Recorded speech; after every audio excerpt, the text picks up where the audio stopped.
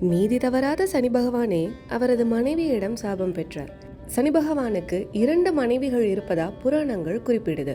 முதல் மனைவி நீலிமா, 2வது மனைவி தாமினி. சனி பகவான் ஒரு தீவிரமான சிவபக்தர். ஒரு முறை சிவன் மீது இருந்த அளப்பரிய பக்தியின் காரணமா கடும் தவம் புரிந்து கொண்டிருந்தார். அந்த சமயத்தில் அவரோட 2வது மனைவியான தாமினிக்கு குழந்தை இயக்கம் வரவே சனி பகவானை தியானத்திலிருந்து எழுப்பியிருக்கிறார். ஆனால் சனி பகவானால் தன்னுடைய தியானத்திலிருந்து மீண்டு வர முடியவில்லை. இதனால் கோபமுற்ற தாமினி குடும்பத்தை பார்க்காமல் கடமை மற்றும் பக்தியில் மூழ்கியதால் இனி தங்களை யார் நேருக்கு நேர் பார்த்தாலும் அவர்களது பாவங்களுக்கு ஏற்ப கெடுபலன்கள் உண்டாகும் என்று சாபமிட்டார். எனவேதான் இன்றளவிலும் நேருக்கு நேர் சனி பகவானை பார்ப்பவர்களுக்கு அவர்களது பாவத்திற்கேற்ப கெடுபலன்கள் உடனடியாக கிடைக்கும் என்பது ஐதீகம். அதுபோல அவருடைய கண்களை பார்த்து வணங்கக்கூடாது, தலையை குனிந்துதான் வணங்க வேண்டும் என்கின்ற முறை இருந்து வருகிறது.